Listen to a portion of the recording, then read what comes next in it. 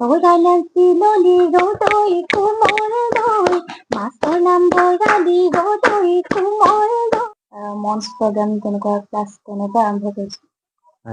মঞ্চ প্ৰগ্ৰেমো কৰা?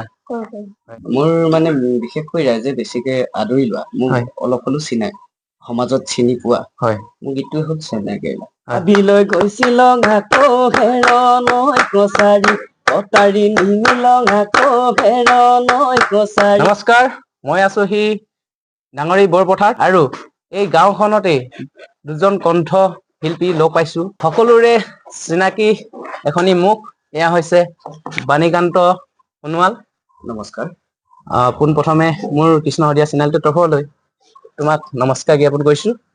আৰু আজি এইখন গাঁৱত আহি বাণীকান্তক লগ পাইছো, আজি মোৰ কাৰণে সৌভাগ্য বুলি ক'ব লাগিব। বহুত দিনে হ'ল তেখেতৰ গান শুনি আছিলো, ফেচবুকতো দেখা পাই আছিলো, ইউটিউবতো তেখেতৰ গান শুনিছো, কিন্তু আজি লগ পাই খুব ভাল লাগিছে। আৰু আমি পোন প্ৰথমে বাণীকান্তৰ সৈতে দুআষাৰ কথা পাতিম। প্ৰথমে তুমি সংগীত জগতলৈ কেনেকে খোজ পেলালা? সংগীত জগত মানে মই প্ৰথম অৱস্থাত গান লিখিছিলো। গান লিখি সুৰ কৰো। আমাৰ স্কুল বিলাকত কি হয়, কেতিয়াবা কিবা অনুষ্ঠান পালে, অনুষ্ঠান পাতিলে মই বিশেষকে নিজে স্বৰচিত গীতেই গাওঁ। কেনেকুৱা হৈছে নাজানো, তেতিয়াৰ পৰা সৰুৰে পৰা মানে মই গান ৰচনা কৰা, লিখি সুৰ কৰি নিজে গাই ভাল পাওঁ। আৰু এতিয়াও সেইটো এমে আছে। আনৰ গানত যিমানখিনি গুৰুত্ব দিয়া হয়, তাতোতকৈ বেছি নিজে সৃষ্টি কৰাটো বেছি গুৰুত্ব দিয়া হয়।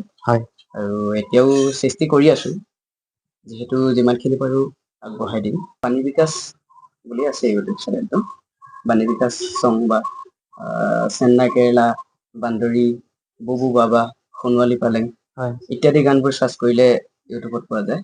এতিয়া আমি বাণীকান্তৰ পৰা এফাকি মানে তোমাৰ কণ্ঠৰে এটি মানে তোমাৰ কোনটো একেবাৰে প্ৰিয় গীত, এইটোকে অলপমান গুণগুণাই দিয়া। প্ৰিয় মানে মোৰ মানে বিশেষকৈ ৰাইজে বেছিকে আদৰি লোৱা, মোক অলপ হ'লেও চিনাই, সমাজত চিনি পোৱা মোৰ গীতটোৱে হ'ল চেন্নাই কেৰেলা। চেন্নাই কেৰেলা কাৰণে আজি 10জন হ'লেও চিনি পাইছে। তাকে অলপমান গুণগুণাই দিছো। অসমত নাই কামৰ সুবিধা, এইবাৰ যাম চেন্নাই কেৰেলা। অসমত নাই কামৰ সুবিধা, এইবাৰ যাম চেন্নাই কেৰেলা। অ বন্ধু এইবাৰ যাম চেন্নাই কেৰেলা। ঘৰত বহি বহি ভাবি চিন্তি থাকি, মনৰে ভাগৰটিত নধৰে টোপনি, চলিবলৈ উপায় নাই, অ বন্ধু এইবাৰ যাম চেন্নাই কেৰেলা। অ বন্ধু এইবাৰ যাম চেন্নাই কেৰেলা। যিহেতুকে চেন্নাই কেৰেলা গীতটি খুব সুন্দৰ লাগিল, আৰু যিহেতু আমাৰ বাণীকান্ত সোণোৱাল কছাৰীয়ে লোৱা হয়, আৰু তেখেতৰ কণ্ঠৰে আমি সোণোৱাল কছাৰী বহুতো গীত আছে, বিহু আছে, বহুত কিবা কিবি সংস্কৃতি আছে। তাৰ মাজতে মই বিহু অলপ গুণগুণাই দিছো। গোটেইখিনি বাৰু নাজানো, অলপ গুণগুণাই দিছো। যিহেতুকে বিহু ছিজন আহি আছে, বিহু ছিজন আহিছে আমাৰ, এতিয়া বাথ পূজা হৈ গ'ল, এতিয়াৰ পৰা আমাৰ বিহু নমালে, এখন বিহু নমোৱা হয়। ঐ হাবিলৈ গৈছিলং আকৌ হেৰণৈ কছাৰী কটাৰী নিমিলং আকৌ হেৰণৈ কছাৰী কটাৰী নিমিলং আকৌ হেৰণৈ কছাৰী লতা বেৰি বেৰি ধৰে আকৌ হেৰণৈ কছাৰী চাৰি আগল দাব কটাৰী নেকাটিল কাটি যেন লাগি। খুব সুন্দৰ। আৰু যিহেতুকে আমাৰ বাণীকান্তই নতুনকৈ মানে সংগীত জগতলৈ আহিছে, আৰু সকলো অসমবাসী ৰাইজক অনুৰোধ কৰো যে তেখেতক সংগীত জগতখনত আগবঢ়াই নিয়াত সহায় সহযোগ কৰিব। আৰু যিহেতুকে আমি লগ পালো আজি সৌভাগ্য বুলি ক'ব লাগিব, নহয় জানো? আৰু পাছলৈ লগ পাম। আজিলৈ মানে বৰ দীঘলীয়া হৈ যাব ভিডিঅ'টো, ইমানতে সমাপ্ত কৰি দিছো। আপোনালোকে বাণীকান্তৰ কণ্ঠৰ শুনিলে, এতিয়া আৰু এগৰাকী কণ্ঠশিল্পী আপোনালোকক চিনাকি কৰাই দিব লৈছো, যাৰ নাম হৈছে মেৰী চেলেং। আৰু তেখেতৰ সৈতে আমি বহুখিনি কথা পাতিম, আহক তেখেতৰ সৈতে আমি চিনাকি হওঁ। এয়া মোৰ কাষত দেখিবলৈ পাইছে মেৰী চেলেং। পোন প্ৰথমে মোৰ কৃষ্ণ শদিয়া চেনেলটোৰ তৰফৰ পৰা তোমালৈ নমস্কাৰ জ্ঞাপন কৰিছো। আজি আমি মেৰী চেলেঙৰ সৈতে বহুখিনি কথা পাতিম।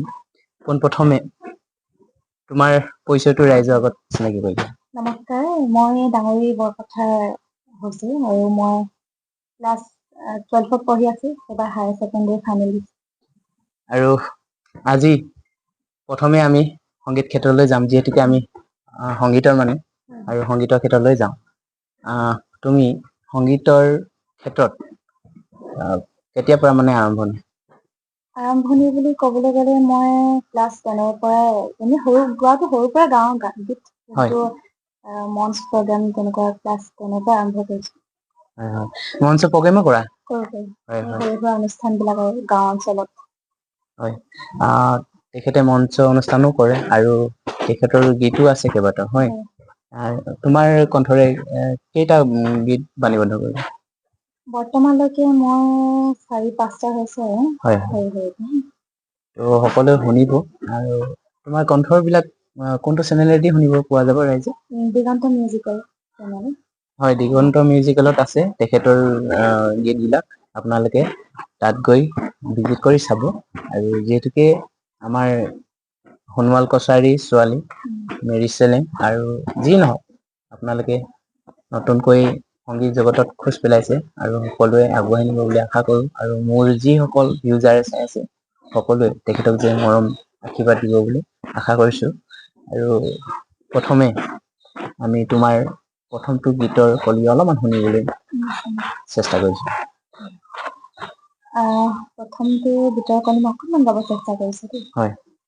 চাইকেলৰ মাত শুনিছে নাই কিৰিং কিৰিং, বুকুখনি কপে চেনাই ধিপিং ধিপিং, পদূলিলৈ চাওঁ চেনাই জুমি জুমি, চেনাই তই আহিছ বুলি হৈ পাগলী জনী।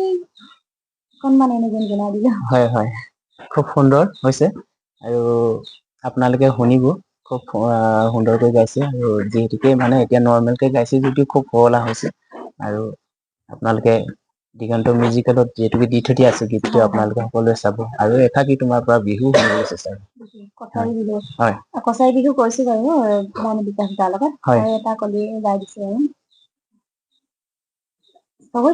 চিলনি ৰদৈ কোমল দৈ, মাছৰ নাম বৰালি ৰদৈ কোমল দৈ, সাপৰ নাম চেঙেলী ঘুমেকি ৰদৈ কোমল দৈ, শিমলু তোলাৰে ৰদৈ কোমল দৈ, তেতেলী নেলাগি ৰদৈ কোমল দৈ, তেতেলী নেলাগি ৰদৈ কোমল দৈ, মাটি খেৰে পাৰি ঘুমেকি ৰদৈ কোমল দৈ।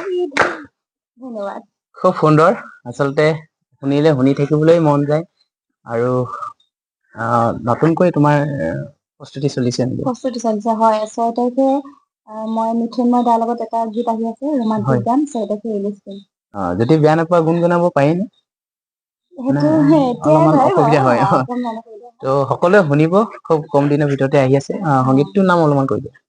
সংগীতটো হৈছে মোৰ কইনা বুলি আহিব, দিগন্ত মিউজিকেল চেনেলতে আপলোড হ'ব। হয়, হয়, সকলোৱে শুনিব, খুব কম দিনৰ ভিতৰতে গীতটো আপোনালোকৰ মাজলৈ আগবঢ়াই দিব আৰু আপোনালোকে শুনিব পাৰিব। যিহেতুকে খুব ভাল লাগিল তোমালোক পাই। আৰু সংগীত ক্ষেত্ৰখনত তুমি যেতিয়া নেকি গান গাম বুলি আগবাঢ়ি আহিছা, তেতিয়া তোমাৰ সংগীত জগতৰ কিবা শিক্ষা অনুষ্ঠান লৈছিলা নেকি? শিক্ষা অনুষ্ঠান বুলি ক'বলৈ গ'লে মই যেতিয়া লকডাউন পৰি দিলে আৰু 2-3 মাহ গ'লো কাকো পথাৰত, বীৰেন্দ্ৰ চাইডত 2-3 মাহ কৰিলো। কিছুমান অসুবিধাও থাকে আৰু সেইকাৰণে মানে তেনেকুৱা হয়। আৰু আপোনালোকে আশা কৰো আপোনালোকে মৰম আশীৰ্বাদ কৰিব। খুব ভাল লাগিল তোমালোকৰ। আৰু তোমালোকৰ ঘৰত কোন কেনেকে আছে কৈ দিয়া? মোৰ ঘৰত বৰ্তমান মা আৰু মই দুগৰাকী থাকো। বাইদেউ আছিলে আৰু বিয়া সোমালে। হয়, হয়, এতিয়া বৰ্তমান পঢ়িও আছে, হয়?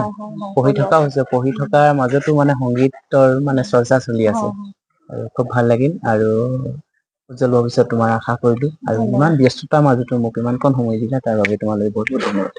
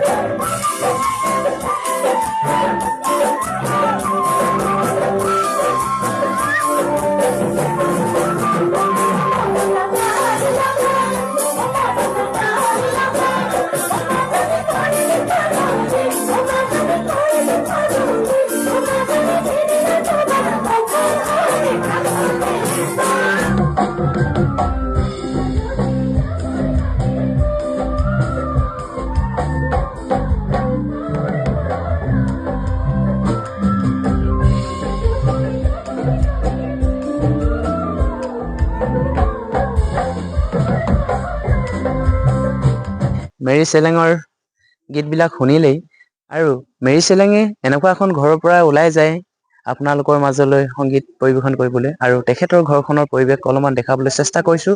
লগতে তেখেতৰ মাকৰ সৈতে আমি অলপমান কথা পাতিম। আহক তেতিয়াহ'লে তেখেতৰ মাকৰ সৈতে কথা পাতো। এয়া হৈছে মেৰী মাক, আৰু প্ৰথমে নমস্কাৰ জ্ঞাপন কৰিছো দেই। প্ৰথমে ঘৰখনৰ কথা জানিবলৈ চেষ্টা কৰো। কোন কেনেকে আছে আপোনালোকৰ ঘৰত? আমাৰ ঘৰখনত দেউতাক নাই, ছোৱালী দুজনী হৈছিলে, এজনী বিয়া হ'ল, এজনী আছে লগত মেৰী চেলেং। হয় ডাঙৰজনী বিয়া হ'ল। হয় দেউতাক নাই, আজি 3 বছৰ হৈছে। হয় দেউতাক নহয়। এতিয়া মানে দুইগৰাকীয়ে থাকে। দুইগৰাকী হয় মাক আৰু জীয়েক। হয় হয়। আৰু আপোনাৰ ছোৱালী আজি ৰাইজৰ মাজলৈ ৰাইজে দুই এজনে চিনি পোৱা হৈছে। আৰু আপোনাৰ মনটো কেনেকুৱা লাগে? মনটো ভালে লাগে। হয় ৰাইজে চিনি পাইছে আৰু পাব লাগে আৰু ভৱিষ্যতে। হয়। মাকে বহুখিনি চাপোৰ্ট কৰে কাৰণে মানে তেখেত মানে আগবাঢ়ি যাব পাৰে, নহয় জানো? যিমানখিনি পাৰো কৰি আছো আৰু। হয় হয় এতিয়া ৰাইজে আঁকোৱালি লয় নে নলয়। হয়, নিশ্চয় আঁকোৱালি ল'ব। আৰু তেখেতক যে এজনী মানে মাকে ছোৱালী এজনী মানে পঢ়াৰ লগতো সংগীত জগততো বহুতখিনি মানে এটা গান কৰিবলৈ যথেষ্ট পইচা প্ৰয়োজন হয়। মই কি কৰিম আৰু, তেনেকে একো নকৰো। চিজনৰ মতে কিবা কাম ওলালে কৰি দিওঁ আৰু। হয় হয় হয়। খেতি পথাৰ লগতে খেতি জড়িত। পথাৰ লগতে আছে অকনমান। হয় হয়। যি কি নহওক আপোনালোকে মেৰীক আগবাঢ়ি নিয়াত সহায় কৰিব, কাৰণ তেখেতৰ এটা সপোন আছে নহয় জানো? মাক হিচাপে সপোন আছে, আৰু এই সপোনটো মানে বাস্তৱলৈ গলে ভাল লাগিব, নহয় জানো? ভাল লাগিব। হয় হয়। আৰু খুৰীৰ লগত বহুখিনি কথা পাতিলো। আজি আমাৰ ভিডিঅ'টো বহুখিনি দীঘলীয়া হ'ব, সেয়েহে আজি ইমানতে সামৰণি মাৰিছো। নমস্কাৰ। নমস্কাৰ।